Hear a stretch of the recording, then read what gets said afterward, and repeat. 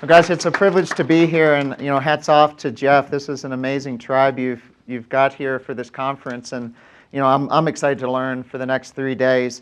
I'm going to try to drill down in 30 minutes, maybe with a little bit of Q&A afterwards. What are some of the features of metabolic adaptation for distance running, and how does this affect health? So I'm going to fly through some of this, but I'm going to have a code that all these slides will be available to you that you can download later. And I'm skipping through some of them that use more as a resource. That was my one disclosure, is I do own a small shoe store in a town of 3,000 in West Virginia that only sells flat shoes. We were the first shoe store to open only selling these minimal type of shoes. The human body is centuries ahead of the physiologists, and I think most of y'all in the low-carb world understand that. What we see in our patients is real, and we have to explain that. So let's see if we can get this video playing right now. So I live in a state that's the #2 obese state in the country. And I believe one of the reasons we're here is to create a generation that's healthier than ours right now. We can argue about what types of macronutrients and minerals and vitamins are most important, but the kids are where it's at. And I'm just going to share with you some of my town here and some of the work I do with kids, getting them outside running. So we have a series of free kids runs all throughout the year. Some are obstacle races, some are road races. We have running clubs. We're building trails in the community. And these kids look healthy, and I hope they stay healthy. If I had one wish, is that if I planted a seed and gave it some space, let the seed grow to fill the space. But I think Kate Shanahan described this. She calls it the Omega generation in her book, Deep Nutrition. She spoke of what is the last generation that's going to exist without needing medical support. Almost right out of the womb. And I think we're almost there. We're kind of protected by our ancestors, but probably only for a few generations. But yeah, just get out there and play with the kids. What you'll notice with the kids, they're not suffering, they're smiling, they're having fun, they're outside, and this is what it's all about. All right, go for it. Who all has made a lot of mistakes in life? Yay, I've made them all running, so I got a little bit into this, just all this disruptive stuff with running injuries when they told me not to run in 2000 because I had really bad arthritis in my feet, needed some operations, but I knew that most of what we learned in medical school was wrong. Tim Noakes has mentioned that too, so took that advice and threw my shoes out and started running again. And that was my last running injury, was the year 2000, knock on wood. And my joints are still okay. 2 roads diverged in the woods, and I've taken the road less taken, and it's made all the difference. I love this image. This was from a Reader's Digest article on reversing diabetes, because this is, my patient in the hospital, is they're at this fork in the road, and which do they take? They're going to become a medical patient for life, or can they get healthier? And I think we just need to give them that option. And most patients are not given that option. I think we've just kind of begun to crack the code. I love this quote from The Beginner's Mind. In the beginner's mind, there are many possibilities. In the expert's mind, the possibilities are few. What is a beautiful medicine? This is a great read, too, by John Mercier. So I'm a flight doc in the military, so we do trauma care, and we're awesome at that. We bring people back alive. If I'm in trauma, in combat, I want the military surgeon to take care of me, and they're going to do a damn good job. And then there's this substitutive medicine, which is most of what we're teaching medical students now. And you don't need me to get into that because you live it every day. Take this pill, I got a headache, take a pill, got depression, take a pill, got diabetes, take a pill, blood pressure, take a pill. But catalytic medicine is foundational. We believe the body has the capacity to heal itself. And I do believe that. The key, I think, when we're tailoring this to patients is who is our patient there? I'm dealing with these homo-sedentary most of the time. They're victimized. They can't even get out of the chair. They want a pill or a fix for everything. And those folks are a little bit different. Then we have homo-dysfunctional. So these are kind of folks doing a couch to 5K. They're finally kind of got a spark, but they're doing a lot of things wrong, and they need our help. I think in a perfect world, we'll all be homo sapiens. We only get hurt if we fall off the stage or, trip over a wall or do something like that. But we're functioning normally. As people start to learn, functional movement or low carb, I think they're becoming competent because everything they put in their body is information that they're learning from, and they're growing every day. And then ultimately, maybe a few of us will become what I call homo badasses. And my friend Samantha's in the room here. Where's Samantha? She's floating around here giving some handouts. So Captain Samantha Wood's a physical therapist in the Army, so if any of y'all need some kind of adjustment or tweak, find her. But yeah, so she's a an internationally caliber Spartan racer. Also finished the Leadville 100-miler, burning butter. And if any of y'all are sucking air out there today, so the low point in the Leadville 100-mile race is 10,000 feet, takes you over Hope Pass, and she was wearing these nice little sandals. But yeah, it is what it is. Just choose where you are and progress. Now, how did I get into this? So my family's actually designed to have diabetes and heart disease. This is real. That's a family bakery near Newark. Here's Eric's book. So my father fluctuates between weight in his belly, pre-diabetes. He had a heart attack at age 35, so whenever he's putting the weight on, I'll have him reread the New Atkins for a New You. He'll take it off, but heck, he's from Philly, and he needs to have his pretzels. He'll put it back on, but he knows the elephant in the room. Fit but not healthy. So this is an important concept that we all must understand. So being fit does not equal healthy. So this was me in 2006. I was really fit, but I wasn't healthy at that point. So actually, when I look back at my labs, I was developing pre-diabetes, and I didn't understand it. About 2011, I started to understand it, so I was a little less fit. I was 45 at the time, but getting healthier. So with insulin resistance, which ran in my family, I was waking up every morning at 3 in the morning having another massive bowl of cereal. Before bed, another massive bowl of cereal. Wake up 6 in the morning. So I basically was just churning. I couldn't even process or store the carbs correctly, just running like that. And I felt it was normal. I was like, well, I guess I'm running it off. And I didn't realize until I read the 2002 paper by Gary Taubes, maybe it's all been a big fat lie and it changed my world. And then I kind of went into the rabbit hole. So this is a really good paper by Phil Maffetone and Paul Lauritsen, Fit But Not Healthy. You can look that one up. So here I am in 2017. I'm 50 years old. I'm less fit, but I'm way healthier. So if you look at my lab markers there, and I've had all those wacko NMR, not wacko. I mean, they're all the things that we really need to know. So when I go in for my military physical, they don't even know. That guy turns the computer around, and I'll say, I want that test, that test, that test, that test, that test, and they order them up, HSCRP, NMR lipid profile. So it's all good, but I'm in late onset pancreatic failure from all the stress. So I don't make enough insulin to keep my A1C down, and this is what I'm working on now. So it's a journey, but there is no finish line. And I think that's probably a message that we need to tell patients. There is no finish line. This is the way it is, like no Santa Claus. So we got to figure out where we are and live like that. But these are, I think everyone's an athlete. So here's a patient of mine. He's almost 100 pounds off now, and he's walking 20,000 steps a day, all his meds in the trash. We see these people every day with heart attacks. I work in a stress lab, so this is a discharged patient after a chest pain episode, 6 weeks after her discharge, diabetes gone.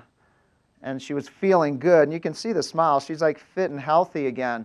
This is my friend Terry. So he's up to about 70 pounds off now, inches off his waist.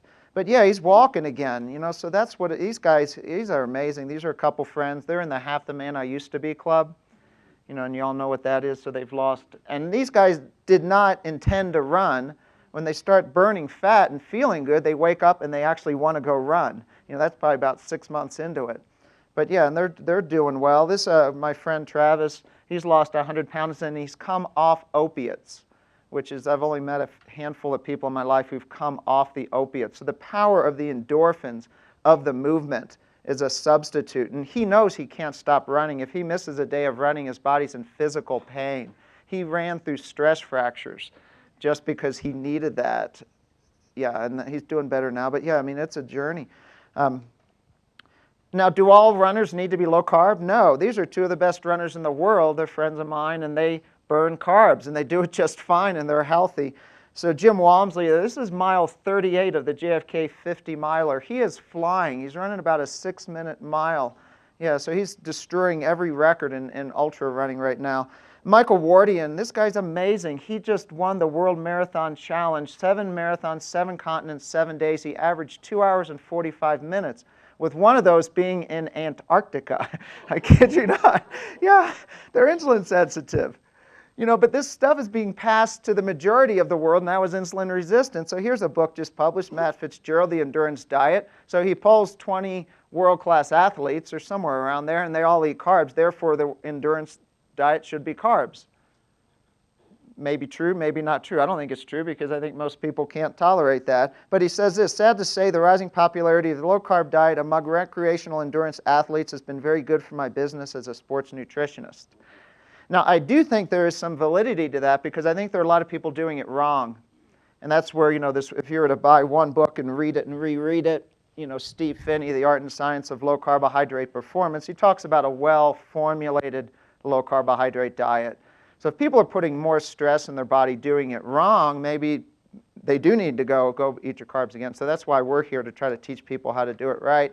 Boy, this is science here. So this lady writes for Runner's World, Liz Applegate, a sports nutritionist, asked 3 world-class athletes what they ate during competitions. They ate carbs, therefore fat burning is out.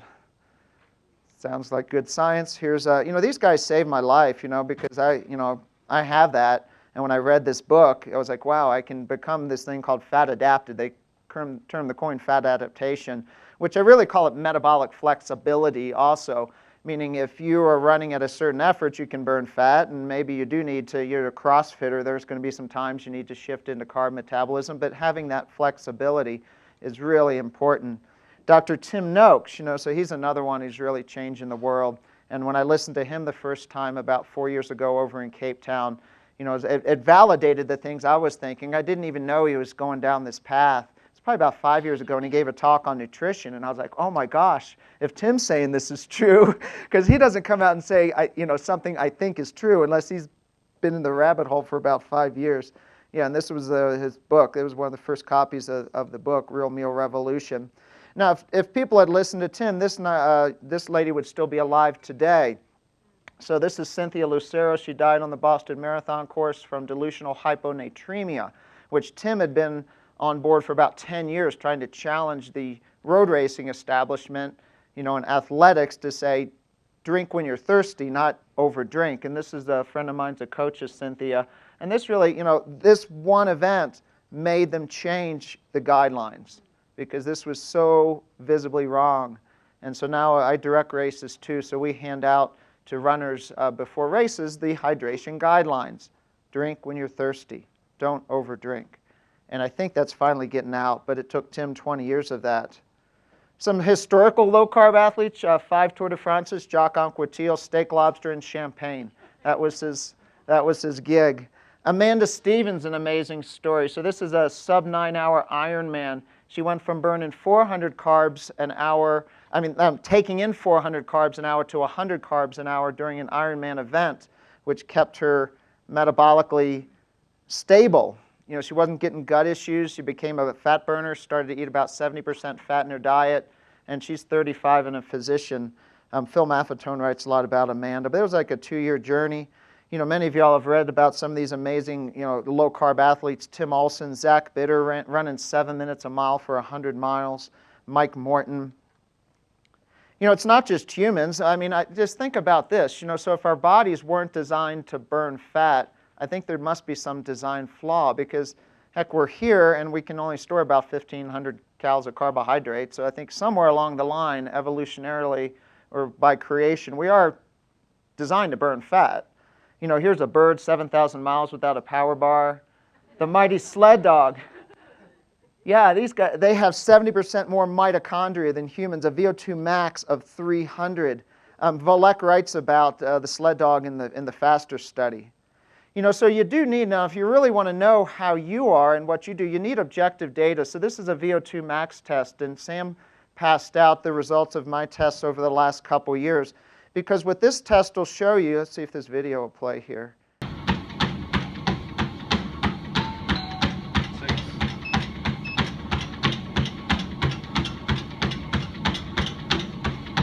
What a VO2 max will show you is you breathe into the hose, and it tells you what's called your RER, your respiratory exchange ratio. So what is your carbon dioxide production? So everyone's going to have this kind of turn point where they shift from fat metabolism to carbohydrate metabolism. We call that the crossover point.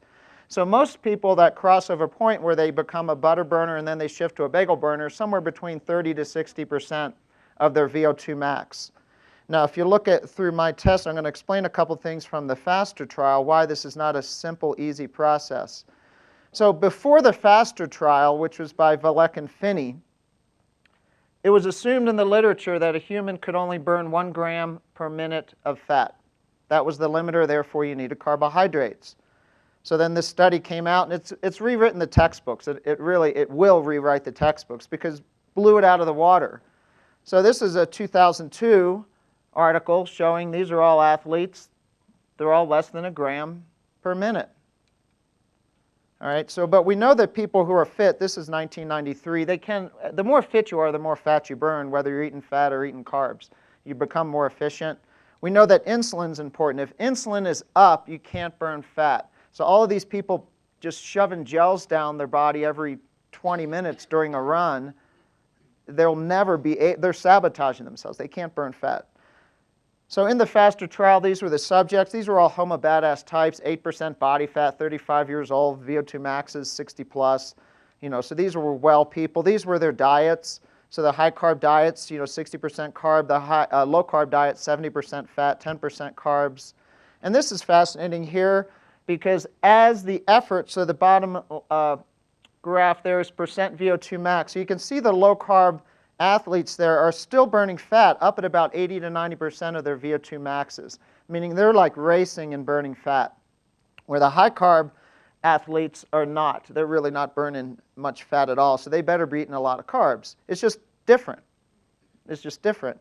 Now this is fascinating too. The lowest of the low carb athletes was burning more fat than the highest of the high carb. So all above 1, with a mean being 1.54 gram per minute. So they did, this was on the max test. This was on the max test. Then the next day they came back and did a 3-hour test, a 3-hour submax test. So this is what happened over 3 hours. So really steady fat burning for the low carb athletes, meaning these guys could have probably run for 6, 9, 12 hours, without running. And they actually preserve their glycogen in a very, they haven't fully explained that, but the low carb athletes actually maintain as much glycogen in their muscles as the high carb athletes after the exercise. So maybe it's the glycerol that's triglycerides are attached to, or there's, who knows? Get Valek or Finney up here. They could give you the science behind that.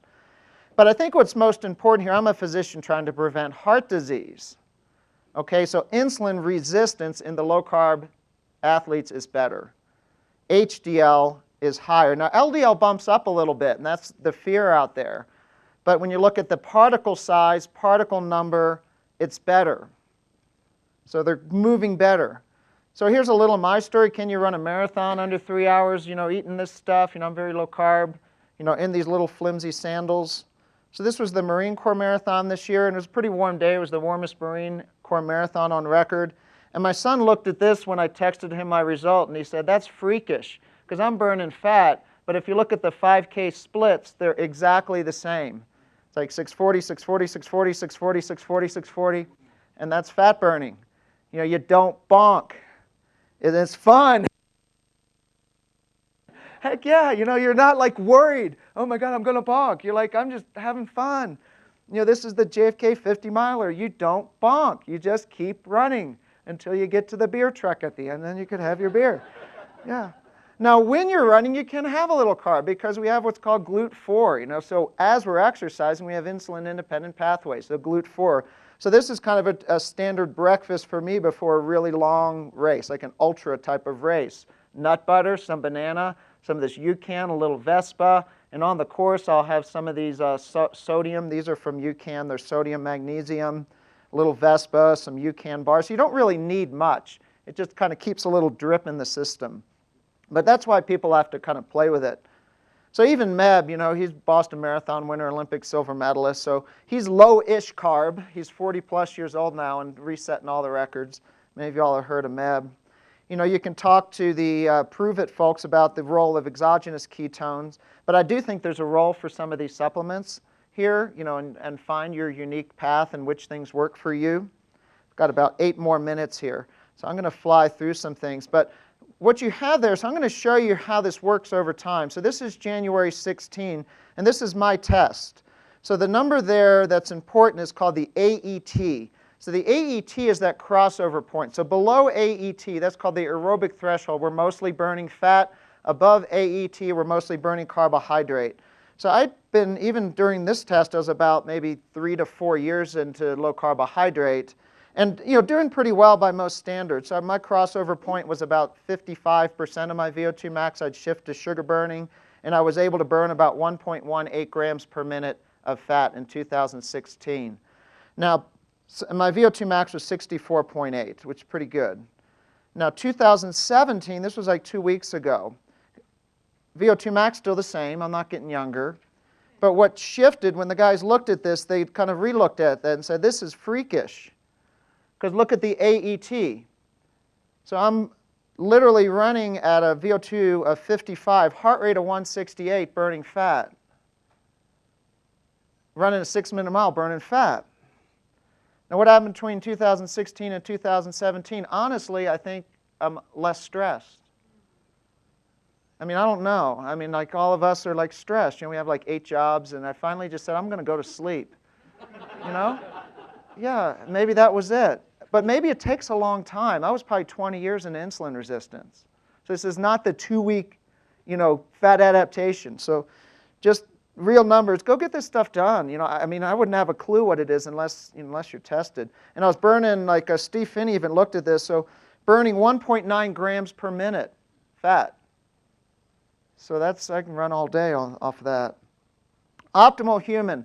I'm going to touch a little bit now on the hardware and software. We talked about the energy systems. So how do you just do this, So most of these 2-3 days are going to be about energy systems.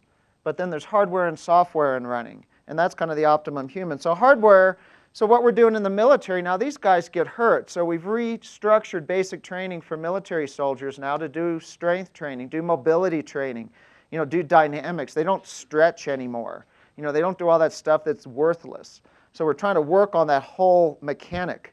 These guys are the real deal here. These are the true homo badasses. These guys are called combat controllers. And they need to learn to run really efficient, not just metabolically, because these are the guys who are going to get dropped out of a plane, need to go mark a target, run out of there. Who knows how many days that's going to be, and then call for a pickup, without getting shot or hurt or, running out of fuel. So we're teaching these guys 2 efficient running mechanics. They know enough about fuel and strength training. Most of these guys are delving into ketogenics too. And this has made me, working with these folks makes me empathetic for obesity on you. And that hurts your joints. Heck yeah, just loading up like 60 pounds, it hurts. So this is you, so find your movement menu. We all have this 30 minutes a day, we need to go exercise, but what are you doing the rest of the day? So get up and move around. What Daryl does is awesome. Go to his session, just move. Posture, sit better, breathe better. Don't have time to go through all these. Footwear affects your posture. Understand connective tissue and fascia.